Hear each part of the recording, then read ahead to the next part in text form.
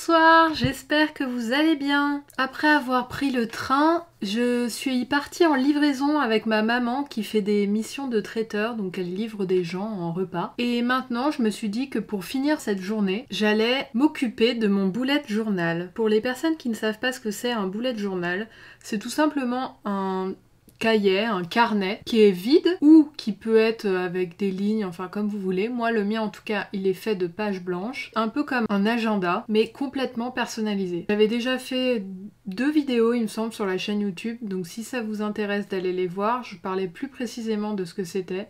Sinon vous pouvez aller chercher en ligne aussi ce que c'est le bullet journal.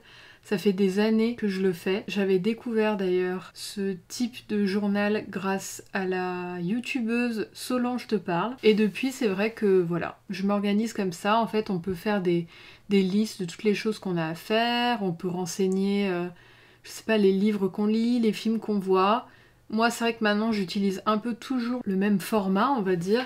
Je fais toujours un peu pareil. Chaque mois, j'utilise les mêmes choses. Et donc là, je dois, en fait, toutes mes affaires de bullet journal, qui sont mes masking tape, donc le masking tape c'est du scotch décoratif, tous mes stickers, tous mes stylos de couleur, toutes mes fournitures scolaires en fait, enfin scolaires, toutes mes fournitures sont chez ma maman. Donc en fait j'en profite pour le faire étant donné que je suis ici. Là je suis très en retard sur le mois d'août. Donc voilà, mais pour vous montrer un peu à quoi ça ressemble, donc moi j'achète ce carnet chez Emma et là il est quand même pas mal rempli parce que je l'ai bientôt fini. Il y a forcément des trucs qui vont tomber hein. Là vous avez une première page avec le mois, je me mets les jours de la semaine et les numéros correspondants. Et ensuite, là, sur la page de gauche, la plupart du temps, je référence, enfin pas la plupart du temps, tout le temps, je référence les films que je vois et les expositions que je vais voir. Et ensuite, les pages d'après, c'est ce qu'on appelle le semainier. Je divise la page de droite en 3 cases et la page de gauche en 4, qui correspondent aux 7 jours de la semaine. Donc je me sers du masking tape pour créer des cases et tous les jours j'écris les choses que je dois faire et je les coche une fois qu'elles sont faites.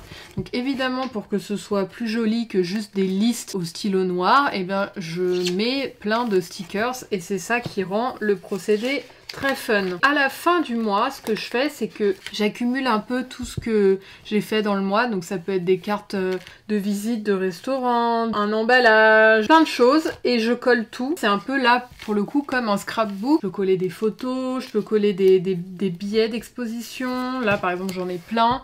Et quand je pars à l'étranger, bah là, c'est encore mieux parce que je garde vraiment tout. Quand je suis partie à Rome pour mon anniversaire au mois de mai, je garde plein de choses. Là, j'ai un paquet de sucre. Enfin, c'est absurde, mais le billet de train, toutes ces choses-là. Je pense que là, j'en suis à mon 5e bullet journal.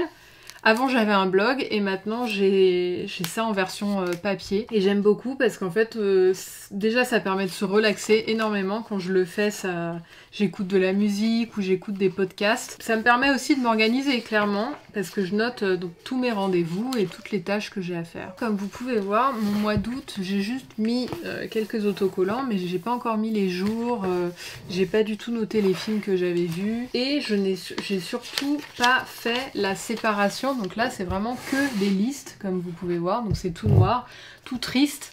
Et ce que je vais faire maintenant, bah, c'est de rendre ça agréable à l'œil, tout simplement.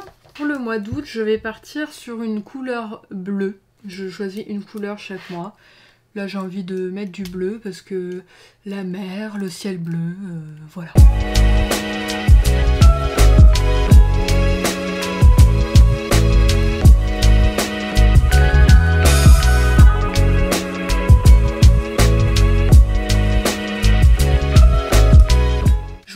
Que j'écoutais souvent des podcasts ou de la musique pendant que je faisais mon bullet journal.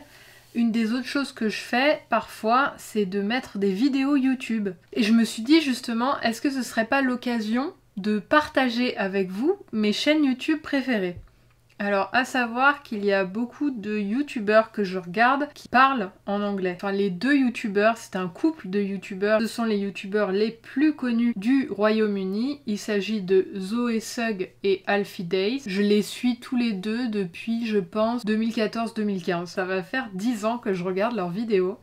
Et il s'avère que tous les deux, là c'est la 2e année, ils font justement des vlogs tous les jours sur la chaîne YouTube de Zoé. C'est vraiment mes youtubeurs préférés de tous les temps.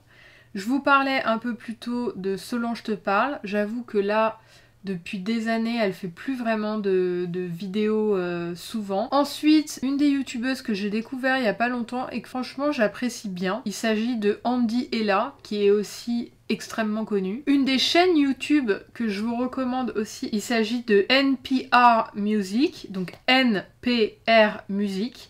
Et en fait, c'est des vidéos qui durent 20-25 minutes et c'est des concerts dans un bureau. Donc c'est les Tiny Desk concerts. Vous avez plein de concerts d'artistes différents, il y a vraiment tous les genres et styles de musique. Et ce qui est bien, c'est que ça permet de découvrir des nouveaux chanteurs ou chanteuses. Ils chantent la plupart du temps 4 ou 5 chansons. J'adore. J'ai découvert plein d'artistes et il y a aussi plein d'artistes que j'aimais déjà qui y sont allés et qui l'ont fait. Et c'est cool parce qu'ils chantent soit leurs chansons du moment, soit un peu comme un best-of. Et c'est très agréable à écouter et à regarder. Une des youtubeuses que je regarde depuis très récemment, il s'agit de Dévibration. Elle fait aussi souvent des vlogs, des vidéos un peu de sa vie. Elle a habité pendant... Alors moi je suivais pas du tout cette période-là, elle a habité pendant 5 ans à Bali. Et là elle vient de s'installer à Paris. J'ai découvert cette semaine Justine Lossa, que j'aime aussi beaucoup. Là je vous parle que de youtubeuses françaises. Et alors après, d'autres chaînes YouTube que je regarde depuis extrêmement longtemps. Il y a Blow Up d'Arte. C'est que des émissions de cinéma. Il y a des thèmes différents. Souvent, c'est par exemple la couleur bleue au cinéma, où il va y avoir connaissez-vous tel acteur, connaissez-vous tel film. C'est des vidéos qui sont plus ou moins longues et j'adore. Donc vous pouvez les retrouver à la fois sur YouTube et sur Arte, tout simplement. C'est une liste non exhaustive. J'espère qu'elle vous aura plu. Si par la suite je pense à d'autres chaînes YouTube que j'aime énormément, je vous les partagerai. Vous n'hésitez pas à le faire dans les commentaires, je suis toujours ouverte à découvrir de nouvelles personnes, de nouvelles chaînes YouTube. J'espère que cette vidéo vous aura plu. Je vous retrouve demain. Bye!